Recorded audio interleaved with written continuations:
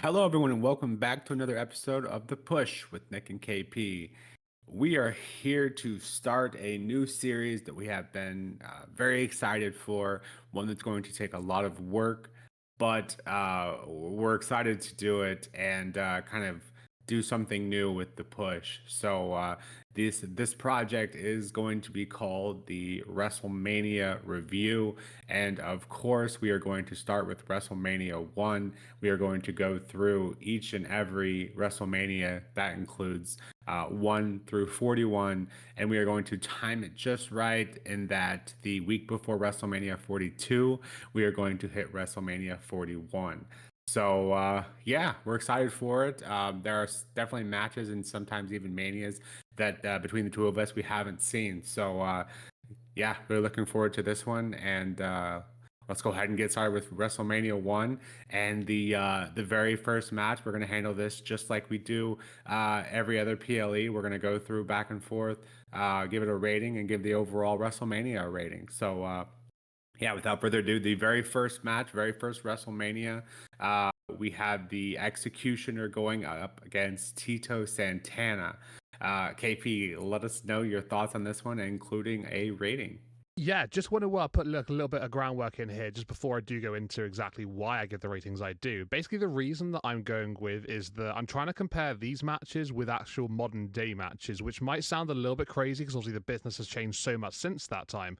But I just think that looking back and, just how things have come from since then, I think it's only fair to to try and like mix things in and try and be a bit fairer to the modern day as well. So obviously we will be going eventually into that. So I think that's probably the right idea for me personally. So starting from this one, Tito Santana and the Executioner. I mean, to be fair, this match was pretty fun. Like, it was pretty high paced for a large part of it. It was quite a short match. I'm not entirely sure about how long it really was, but it was it was sort of like just a few minutes. It seemed to be.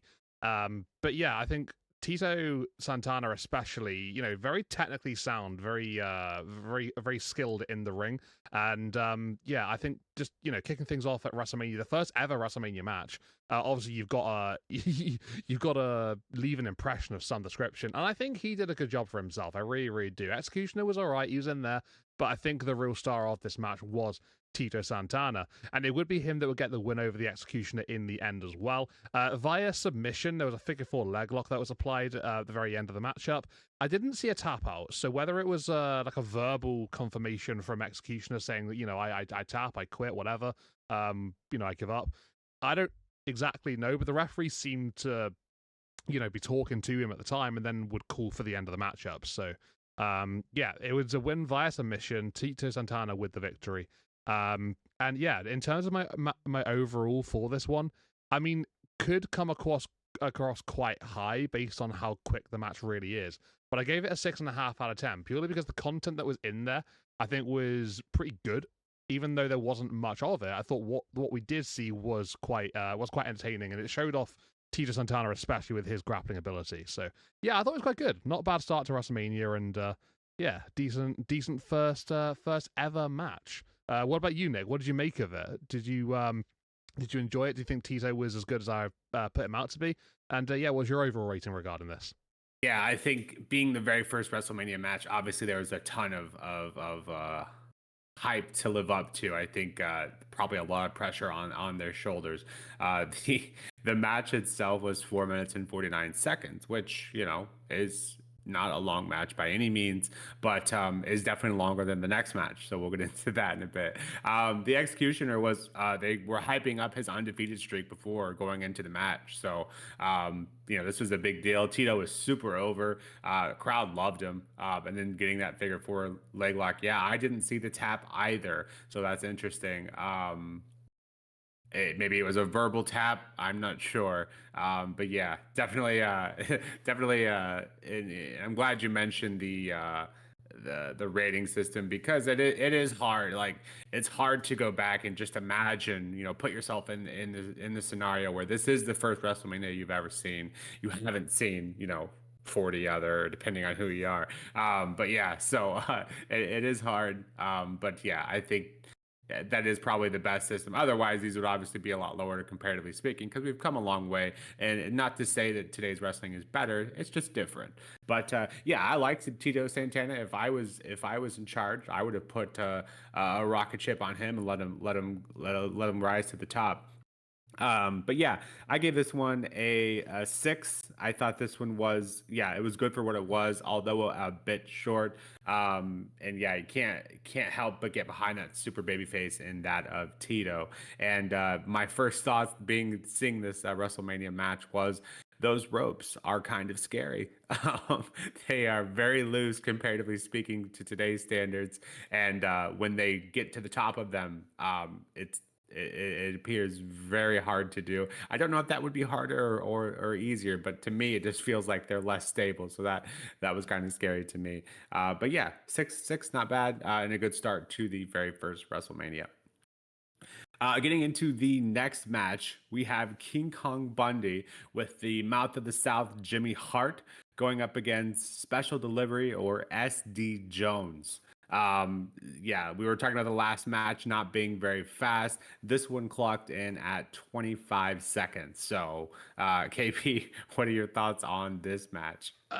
There's not much to say, is there really? This was really short. I think depending on who you ask, it is 25 or 9 seconds. I'm not entirely sure how that works, but throughout the entirety of the rest of the night, they kept referring back to this match saying, oh, King Kong Bundy beat him in 9 seconds. It's like, okay, it felt longer than that, but it definitely wasn't like, extremely long. But yeah, regardless of the fact, there was like 4 moves in the whole matchup, I'm pretty sure. SD Jones, firing out at King Kong Bundy didn't really work. Got caught in a bear hug at one point. Pushed back into the corner and then just collapsed onto the canvas. A splash later is enough to get the victory. That's literally the match. That is exactly everything that happened. So there's no summary there. That is literally play by play of the entire contest. So yeah, it was all she wrote very, very quickly for King Kong Bundy getting the victory over ST Jones. And there isn't an awful lot to really delve into here, unfortunately. But yeah, I gave it a 1.5 out of 10 because what can you really do about this? It's so fast. There's literally no back and forth. It is just one-way traffic and is over in like regardless, less than 30 seconds. So yeah, not great, and yeah, maybe a little bit of a disappointment for the second ever match. And in today's, world, you have a bunch of these kind of like in between matches where, one match is super long, the next one's super short to kind of balance things out. And I'm assuming that that was the objective here. ST Jones felt like he was pretty over, so to have him kind of get squashed here by King Kong Bundy, I hadn't seen King Kong Bundy in a long time. I know I've seen him before, but yeah, it's a pretty terrifying looking dude. And then, of course, being accompanied by Jimmy Hart, who I think was pulling double duty tonight. So, yeah, this, I guess, was the point of it, was to make sure everyone feared King Kong Bundy. And, it worked in my eyes. It was effective in my eyes. But in terms of a rating, obviously, if you can, you recap the entire thing in 10 seconds, obviously that's not going to be much of a match. So I gave this one a 1, but you know what do you, I think the only other way we could have done this was just to not give it a rating, but then it messes up everything else, so in terms of averages and all that. So yeah, a 1 for me. I will say it was effective. Obviously, you just want a bit longer of a match, but yeah, second WrestleMania match, not the best. But quickly and swiftly turning the page to the next match, we have what to me felt like a first, like, all right, these guys, all right, now we're cooking, this feels like a WrestleMania match. And that was Matt Borne going up against Ricky the Dragon Steamboat. And so to me, this one felt like, this one felt legitimately like a WrestleMania match. KP, what did you think of this one? Yeah, I thought this match was pretty decent, to be fair. I think, Steamboat and Borne, I think they just had a really good showcase of what they can both really do in that ring. Thought they had decent chemistry together and they sort of like blended together quite well within the ring. Going off what you were talking about a few minutes ago, and I think the very first match, noticing the ropes, that was very much on display here. And you can actually see in the bottom right picture there with Steamboat up on the top going for his signature crossbody. Yeah, those ropes are scary. They really, really are. So loose, just so lax. I personally think that probably would be a lot harder to balance yourself on, because obviously if you got something sturdy under you, or more sturdy, I suppose I should say, that it's going to have a bit more integrity and it might offer a bit more stability and balance. But yeah, I don't know. Maybe it's a topic of conversation for another time. But yeah, this really was apparent in this matchup as well, towards those late stages with that crossbody especially. But yeah, I think yeah, not a bad matchup here. I think it was very similar to the quality that was seen in the very first match for me personally between Tito Santana and the Executioner. But I think maybe this match was maybe a little bit more of both men being on a bit more of an equal level, rather than I basically showcased a lot more of my love of seeing Tito Santana in the first match, where I think these two were very, very equal in quality at this particular time.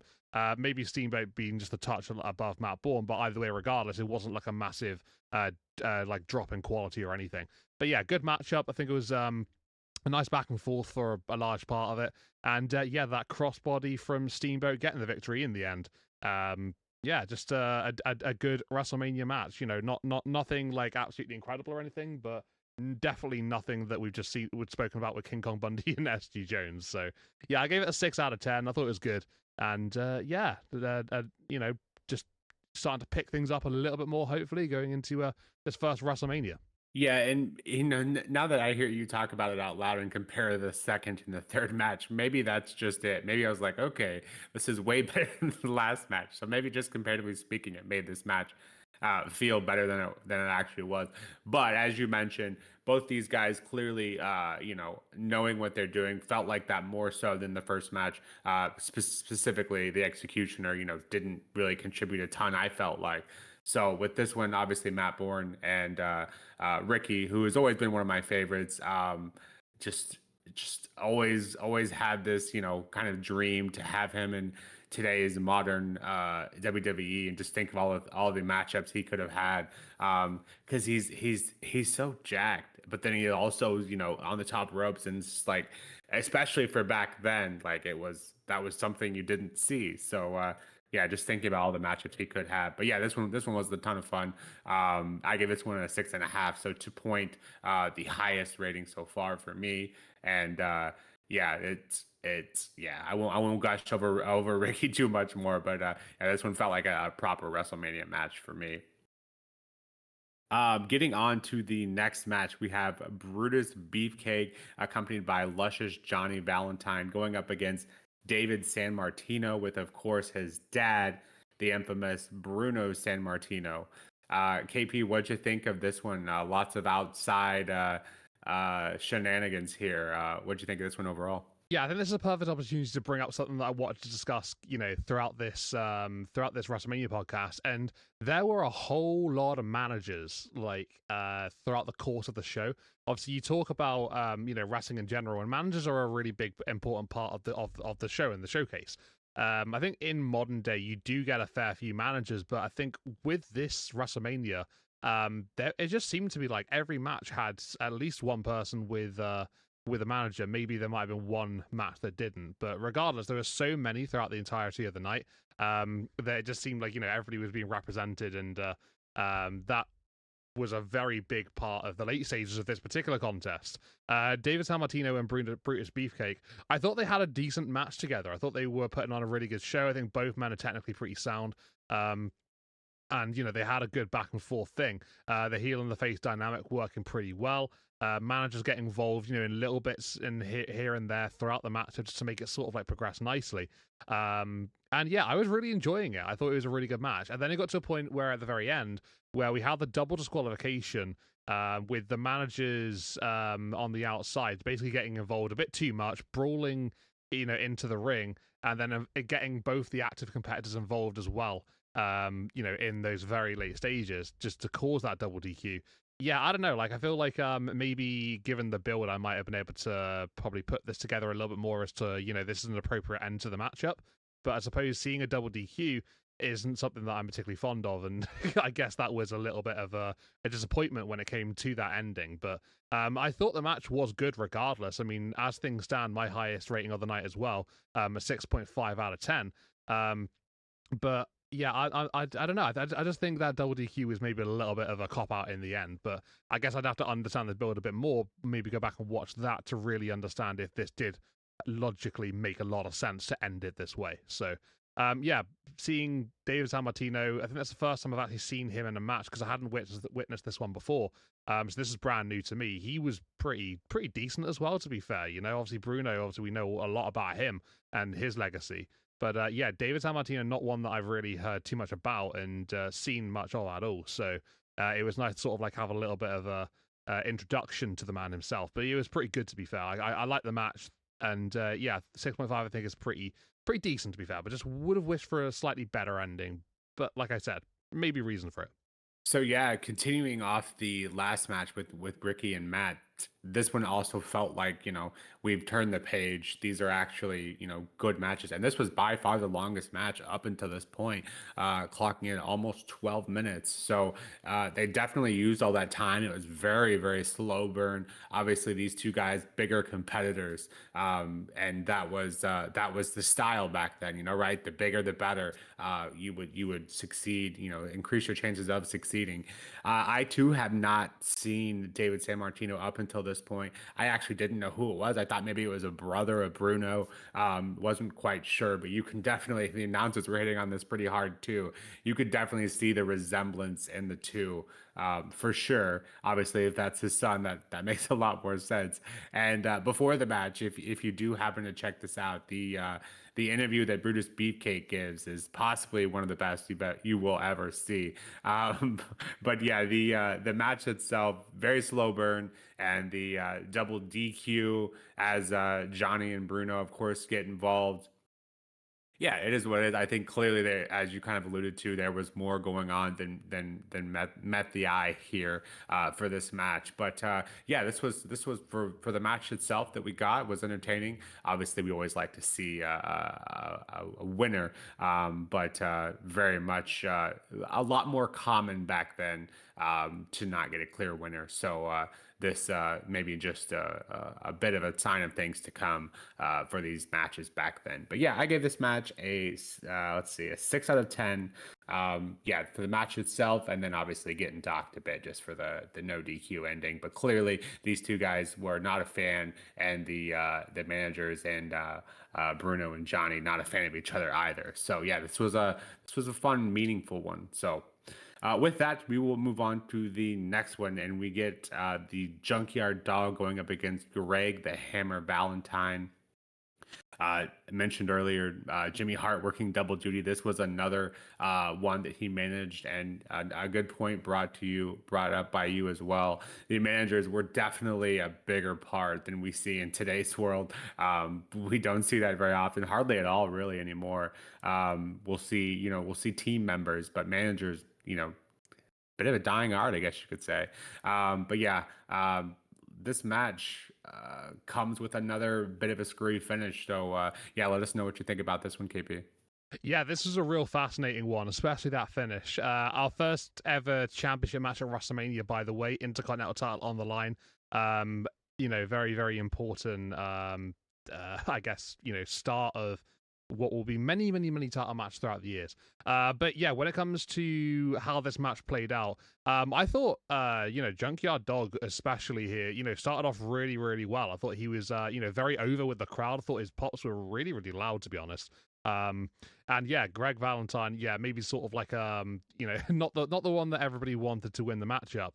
But as it went on, I thought the dynamic was quite interesting. Junkyard obviously has a very unique gimmick and personality, so he really capsulated that really, really well.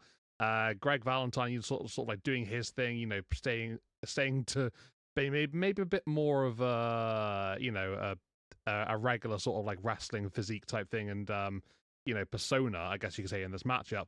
But then towards the end, yeah, wild. Dirty pin, like. Okay, the dirty pin's happening. There's Tito Santana. He's around. He comes down pretty really quickly afterwards. The decision gets overturned. in the end because the referee didn't see it but has now been made aware. Like, if that happened nowadays, like, that's very different. The last time I would have seen that probably would have been at least like 15 years ago or something. Like, of referees overturning decisions, maybe even a little earlier than that. But regardless, it hasn't happened in a very, very, very long time. So, to have Tito come down and basically say, like, oh, this happened, and then the referee overturns it, and then the match ends by count out, it's like, okay. So neither was a good finish here, really, I guess you could say, in like a traditional sense. But the finish really let this match down because I was really enjoying it up until the screwy bit at the end. To be fair, I gave it a 6 out of 10. I love the dynamic between both men. Like I said, I think the cross personalities were really great to witness. It was so different, but it worked really, really well. It was like a champion that was proud, defending his title, and was doing things the traditional way. And then the challenger that was trying to make things difficult for the champion, and putting his own uniqueness and personality into the mix.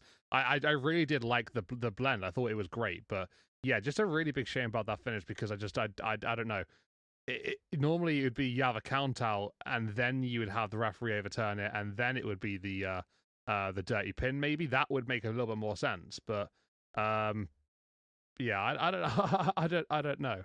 Is a strange one, but regardless, decent match. Nonetheless, 6 out of 10 I think is not too bad.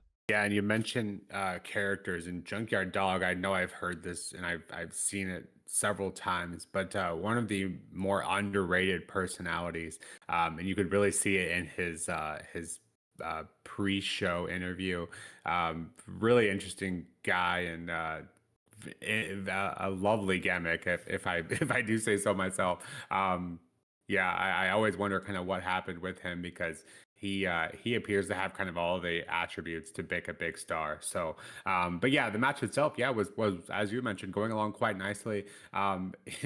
The ending was chaotic, obviously, and that ends up being the main talking point. Obviously, we are very familiar with dirty pins now, but I'm guessing at the time that wasn't something that was super popular. And then to have Tito come down and get the ref to overturn it was like, oh, you can do that. We should implement that in today's world. That would give us some satisfying conclusions or more satisfying conclusions to a lot of today's matches. But yeah, and then I don't know because obviously Greg didn't come back in the match, gets counted out. So Junkyard Dog is excited that he won, but then obviously doesn't win the title. You can't win the title. And I wasn't sure if that rule applied. And I don't think a lot of people there in attendance, even the people running the show, I'm not sure a lot of people there even knew that you couldn't win that title on a count out. So yeah, definitely the crowd didn't seem to really know, like, okay, now what? Like, so that's a lot going on in a very quick span of time. So but yeah, I think this match could have been very, very good. But yeah, due to that finish, it at least got us talking. I will say that. So I guess that you could argue it was effective in that, but I did give that one a 5.5 out of 10. So, but moving on to the next match, which is also a title match, the first tag team title match of WrestleMania. And we have Nikolai Volkoff and Iron Sheik with Classy Freddie Blassie going up against Mike Rotunda and Barry Windham. KP, what do you think of the first tag match of WrestleMania? I was a big fan. I really liked this tag team championship match. I thought, both teams really brought it, really showcased what they can do. I thought the back and forth was fantastic. I thought the heel face dynamic was great. And yeah, I thought that the interference at the end, let's go into all that. So Nikolai Volkov and Iron Sheik are the challengers in this case. And then you've got Mike Rotunda and Barry Windham as the champions, the US Express. With the Iron Sheik, he's on the apron. You've got Nikolai Volkov and Barry Windham in the ring. And there's a cane that Iron Sheik is able to utilize whilst he's on the apron. The referee's distracted. He manages to just attack the back of Barry Windham with the cane, and that allows for a victory in the end for Iron Sheik and Nikolai Volkoff capitalizing and going on the cover to get the 1-2-3 and to become the new tag team champions. But I thought everything in this match just seemed to work. It wasn't anything too complicated. It wasn't anything too crazy. It was nice and simplistic throughout the majority. There was some lovely tag team tandem offense bits throughout the contest, especially from the US Express more so. But I just really, really liked the flow of the contest. It never really slowed down. It was nice and relaxed pace for the entire matchup. And ultimately, at the end, we had our first title change in WrestleMania history, which is obviously a historic moment. And being the first ever tag team title match as well is also very historic. But yeah, really good contest. And yeah, just everything seemed to work. It was nice. It was well done, well paced, and just a nice, good, easy watch. Which was sometimes that's what you want to see. And there was a lot of technical ability on show and just lovely tag team offense. So yeah, I gave it a 7 out of 10. This is my match of the night, just an FYI. But yeah, I thought it was a really solid tag team championship matchup. Of a good way of putting it, an easy watch. All four guys, looked like legitimate contenders, and so I think that certainly helps. And then I think with the one cane blow, that being the ending, things were just simpler. They were just, imagine in today's world, one weapon shot ending a match. So just they were simpler back then. And then to have your good dynamic of the good guys being the U.S. team, and then the bad guys being the foreigners, of course. I'm just like, this is wrestling 101 right here. And the bad guys, of course, using a weapon to win the match. And this is clearly something that WWE liked, because going forward to additional WrestleManias, we very much see this dynamic kind of turned up, and in the likes of Iron Sheik and the Big Boss Man. So clearly a dynamic that they like. So yeah, I thought this was great. This, like, to me, this felt like, if you wanted to have someone get into wrestling back then, this is the match you would show them. This was a ton of fun, and the bad guys getting the win here. So yeah, I really like this one as well. I gave this one a 6.5 out of 10. Moving on to the next match, we have a very interesting stipulation. We have Big John Studd with Bobby the Brain Heenan going up against Andre the Giant, and the stipulation in this match was simple. If Andre the Giant can slam Big John Studd, he gets a briefcase full of $15,000. But if Big John Studd cannot get slammed, Andre the Giant is forced to retire from wrestling. So big stipulation there, and the announcers were making a big deal out of that. Andre doesn't need $15,000. Why would he agree to this? And apparently he thought it was enough, probably more so just to take some money from Bobby the Brain Heenan was probably his logic and thinking. But yeah, KP, what'd you think of this one in this interesting stipulation? Yeah, so I won't try and hide like my my knowledge of the very early WrestleManias. I was not aware that this match existed, to be honest with you. So the stipulation, everything about it, I just had absolutely no idea. So when obviously I'm watching WrestleMania back and they're talking about what this next match is going to be, I'm like, okay, yeah, all right, okay, that's interesting. Let's see what this is like. So yeah, the $15,000, I guess, Powerslam challenge match, I guess we want to call it. Yeah, definitely had an interesting take to it. It wasn't your modern day classic. It wasn't probably your old school classic either, to be honest. It wasn't a technical masterpiece. It was two big men, and it was a very progressively slow burning contest. I didn't really make much of it, to be honest with you, just purely because it isn't the style of wrestling that I'm a big fan of. I like the more show-offy, technical, grappling type of stuff. So yeah, this for me personally was a little bit lackluster, just from my personal opinions. But yeah, we have Andre the Giant eventually slamming Big John Studd into the canvas and getting the victory in the end.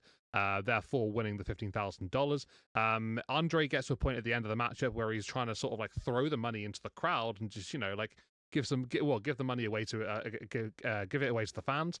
And yeah, then you got Bobby the Brain Heenan that comes up behind him and literally snatches the money out of his hand and just hightails it straight to the back. So Andre doesn't get to do what he wanted to do with the money in the end.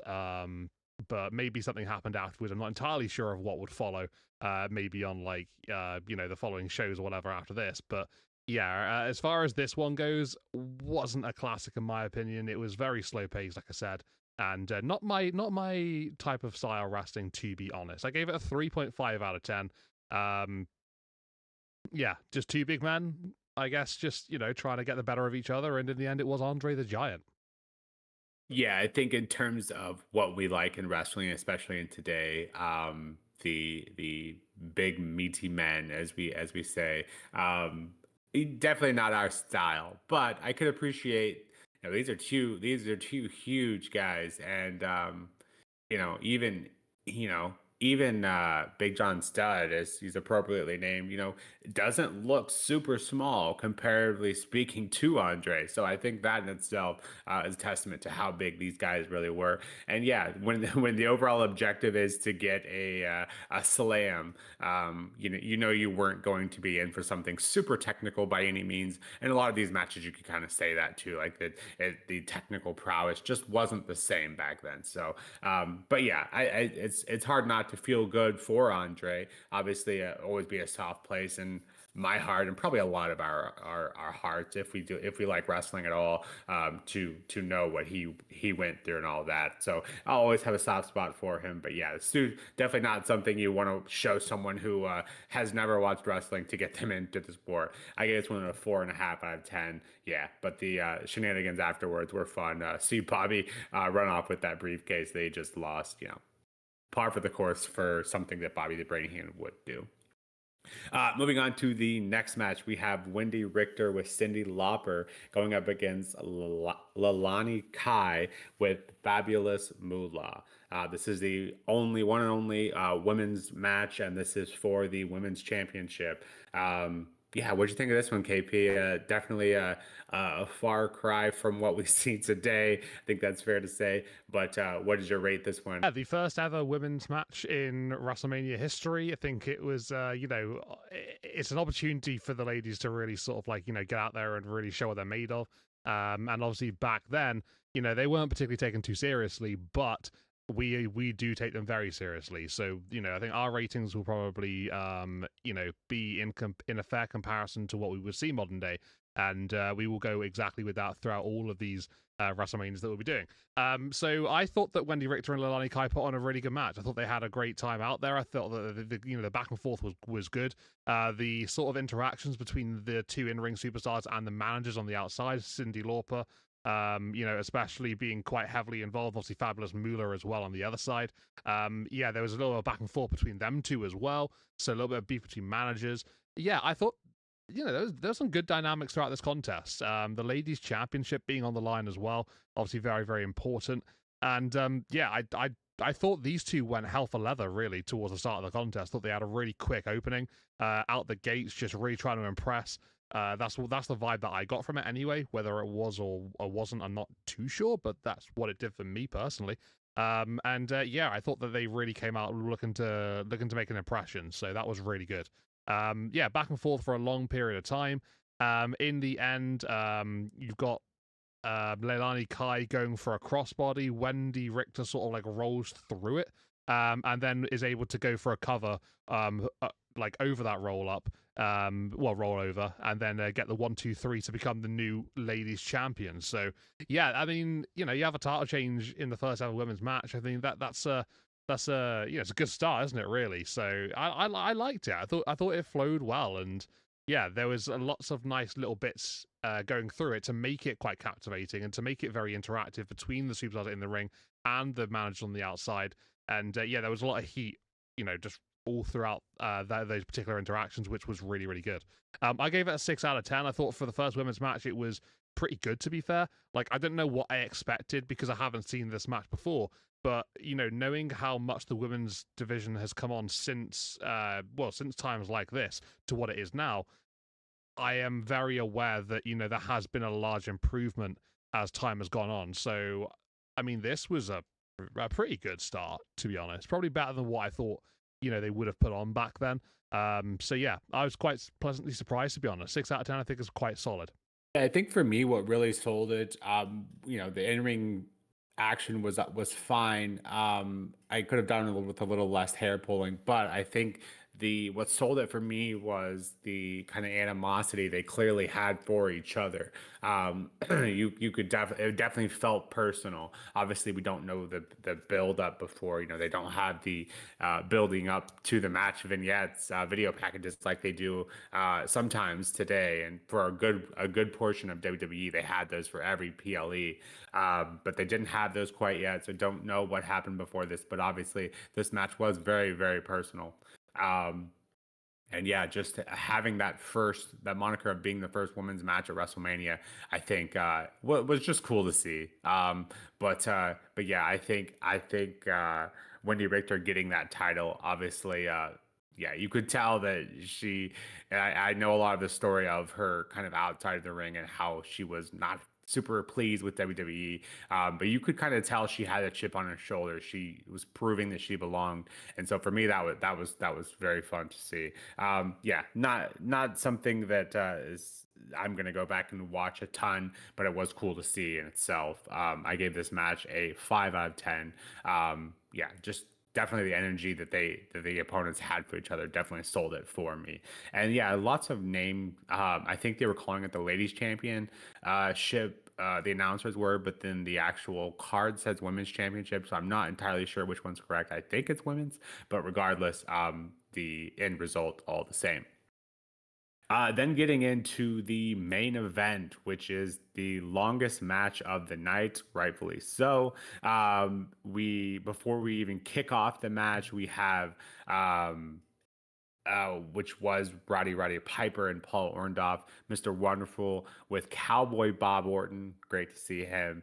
With Hulk Hogan and Mr. T. Before we even start off the match, we have Liberace and the Rockettes, along with Muhammad Ali, who is the guest referee, ends up sitting outside of the ring. You could tell that WWE was going all out for this event. And perhaps if they haven't, you know, we wouldn't be here talking about doing a series that has 41 of them in total. So you could definitely argue that this main event was a bit overbooked.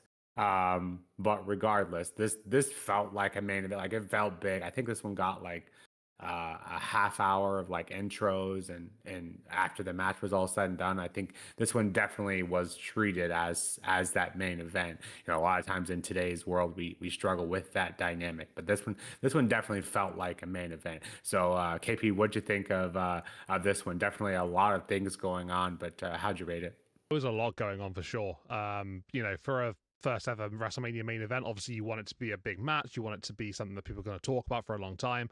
And you want it to be something that's quite memorable, so that people can go back and, you know, enjoy watching it again. Did it hit all those boxes? I think it probably did, to be fair. I think that, you know, when you think of the names in this one, obviously you got Hulk Hogan, the Immortal One, you know, obviously massive name and one of the biggest guys ever to be in, you know, wrestling industry, full stop. Obviously he's star power enough to really get people to go back and watch it probably. You've got Mr. T, you know, celebrity being in there and you know, putting his stuff on the line and, you know, just having a good time. Yeah, I thought that he had a pretty good involvement as well in this matchup. You look on the other side, you got Roddy Piper, one of the best heels, you know, in the business, really, you know, absolutely brilliant at what he did in terms of a heel persona. And then Paul Orndorff, who I think is quite, you know, underrated in parts, really, to be fair. Not many people talk about him too much modern day now, especially, but you know, I think he was pretty solid as well. So there's some really good talent in this one, and you know, when you got a celebrity guest who looks like Mr. T, you know, you can pop him in there with these guys, and he's not going to really look out of place, is he? To be fair, he looks absolutely jacked. He's, you know, and he's yeah, he's got the image for sure to be a WrestleMania, you know, main eventer with the kind of guys that he's in the ring with. But yeah, regarding the match itself, I thought it was decent. It started off a little slower. They got into it progressively. You know, big personalities in this one. You know, lots of hatred, lots of animosity between both teams, especially with the likes of you know, Roddy Piper and Mr. T especially. So yeah, that was quite interesting to witness. Hulk Hogan sort of being in there, you know, I think he was sort of like one of the real crowd pleasers. Obviously, with him and Mr. T both getting really loud reception throughout the entirety of the contest. The crowd was loud for both men. But when Hulk Hogan was going at it, obviously you knew the crowd was really into it and they were absolutely loving it. But yeah, I thought, like I said, the personalities bounced off each other. They made it to be quite a fun tag team matchup. I think maybe just the interactions between these guys and the managers on the outside, maybe that wasn't really needed. I think you could have these four probably put on a good match itself anyway. But then you've got the likes of Cowboy Bob Orton on the outside, who was involved in the finish.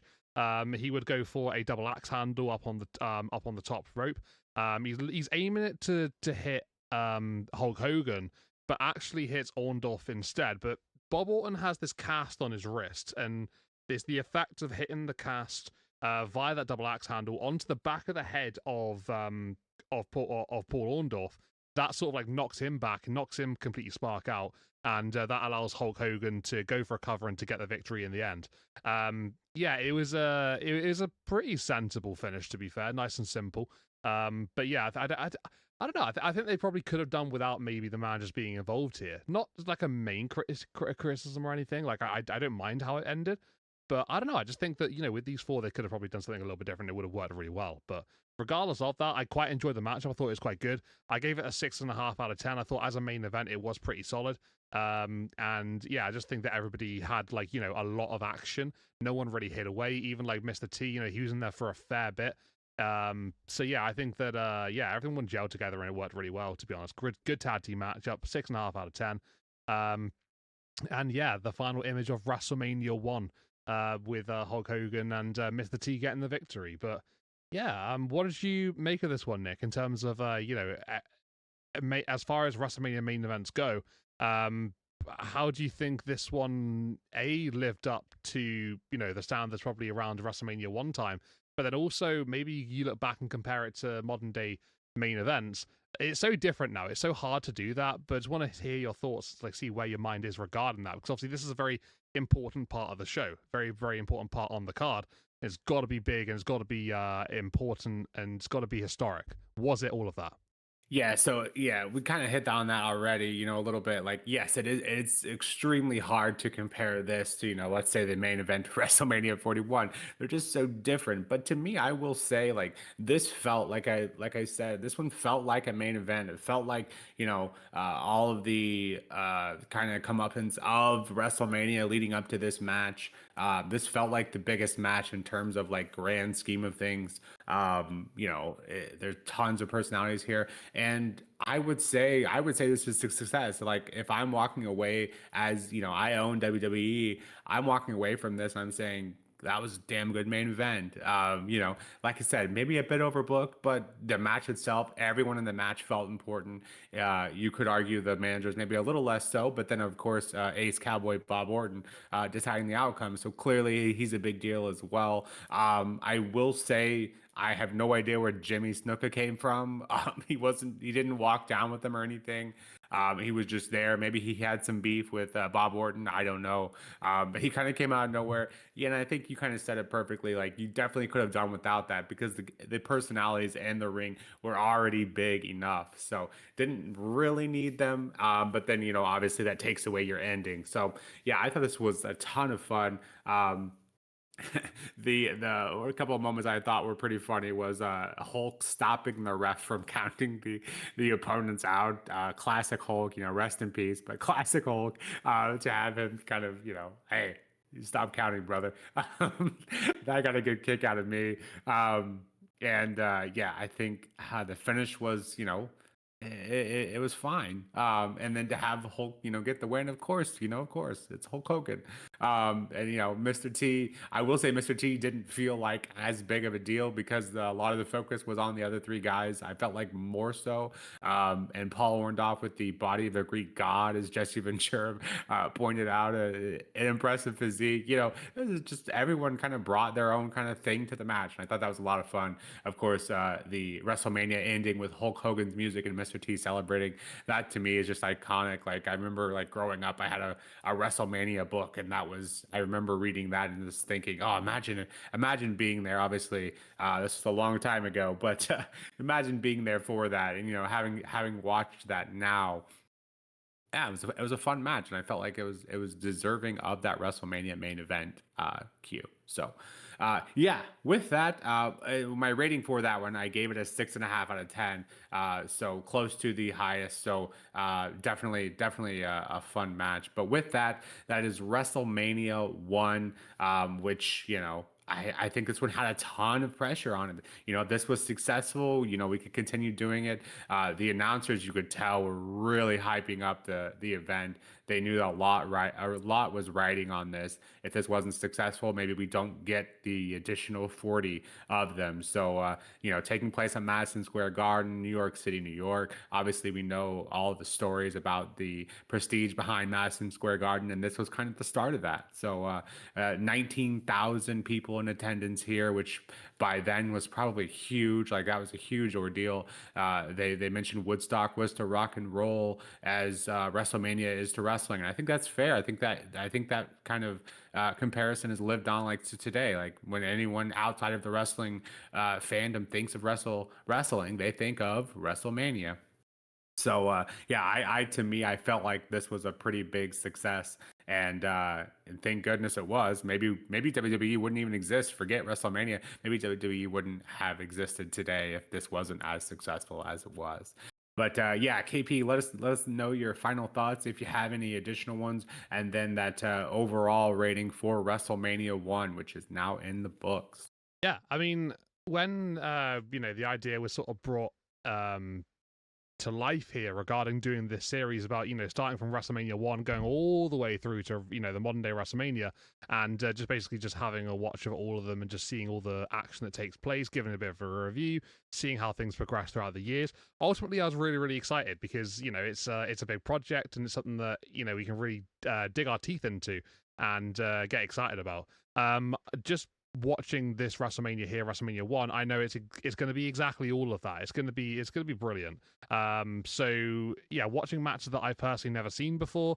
I've watched like a fair few, just like solo matches from the odd WrestleMania here and there, the classic ones and whatnot, the ones that people say are like amazingly good. Go back and watch them if you haven't done so. I've gone and done all that, but watching all of them, no, that's going to be a new experience for me. So I'm really keen about this. WrestleMania 1, great place to start, obviously. It makes sense. And yeah, you're going through, the matches on the card here. My favorite, personally, being the Tag Team Championship match. Nikolai Volkoff and Iron Sheik winning the tag titles off of Mike Rotundo and Barry Windham. And then obviously being the least favorite of the night, King Kong Bundy and SD Jones. We get big dips of quality in WrestleManias nowadays. So there's, in that sense, nothing really has changed. But there are occasions where you do get those those really poor matches that sort of like creep onto cards. You don't really know why, but that does happen every now and then. But yeah, good start for WrestleMania. To be fair, I gave overall out of all the average of my matches, it comes to a 5.5 out of 10, which I think is it's on the positive side. I think anything 5 plus is good, considering these are comparing to modern day wrestling, which is obviously so different, so vast, and just completely just not like this at all in a large part. Yeah, I don't think that's a bad rating at all. 5.5 for the first ever WrestleMania, sort of getting the appetite for it, and not a bad main event to end the night on. Send people home happy, seeing the big stars in action. Saw a couple of titles change hands. Yeah, overall pretty decent night, to be fair. Not too bad at all. What about you then, Nick? What did you make of the very first WrestleMania? It's come a long way since, but this was obviously the very first installment. This is basically just a way of getting everybody's eyes on WrestleMania. What did you think they did a good job of doing that? Yeah, I think in even the crowd itself, which, that was another thing I noticed. Like when you go off of, outside of the ring, you're basically in the crowd. So the ringside area is not near what it is today. I thought that was a special, something very different in today's standards for sure. But yeah, I feel like it was successful. I feel like being able to be there for that event, and you noticed like people throwing trash in the ring, just a very different environment comparatively speaking to what we're used to now. And I think that's probably going to be a saying we're going to hit probably pretty hard. Maybe run it down a little bit. But it's vastly different comparatively speaking. So. we take that for what it is. And yeah, I'm looking forward to going through each of these WrestleManias. It should be a ton of fun and getting, like you said, we've seen the big ones surely, but to go through every single one and compare each one, we'll start to see themes, I'm sure, through these next ones. And I think the closer we get to modern, we'll probably get back in our wheelhouse to where, okay, this is wrestling as we know it today. So certainly we'll get to see that. We'll get to see it develop as we go through each WrestleMania. But yeah, for me overall, I gave it a 5.2, so a smidge below yours. There were just some matches that were good, and you could tell, would have worked in today's world, and there were some matches that didn't quite work. So definitely some controversy sprinkled in, which is great. Every match was the same; it wouldn't be fun, right? So to me, I felt like it was most of everything that we saw was appropriate, and I felt like the card in a whole was appropriate and fitting. Um, but for me, just kind of favorites being Tito, Santana, Ricky Steamboat, of course, and the Junkyard Dog. I felt like all three of those guys, have just brought this kind of, I want to call it like WrestleMania energy. Like they just felt like they were big deals, and the crowd loved each of those men. Obviously, they loved everyone in the main event too, but that feels like an easy cop out answer. So those were my kind of MVPs. And my favorite match of the night was probably the main event, just because it felt like a main event. It made every other match look a little bit not as important. So yeah, I thought the main event, granted the ending being a bit anticlimactic, I would say, but yeah, just the personalities in that ring were just so fun to watch and kind of showing you the definition of what wrestling should be. But with that, this is WrestleMania 1 in the books, and yeah, kind of as we mentioned, we have 40 more on the way. So between now, over the next 8 months, 40 more reviews just like these, where we go into every single match of WrestleMania. It's a big project, but it's one that KP and I are extremely excited for. So we look forward to continuing to bring these to you. We'll obviously probably clean up a bit, and these will start flowing out quite nicely. Haven't really discussed the release window yet, but obviously these will be out. Once we get into October, it'll be a weekly release. We will have to shove a few extras in there for September and the beginning of October. But once we get into October, end of October, it'll be a weekly release. So it's something we're very much looking forward to bringing to you all. But with that, this has been The Push with Nick and KP. If you like what we're putting out, and if you like this series, definitely let us know in the comments below. And don't forget to hit that subscribe button as well.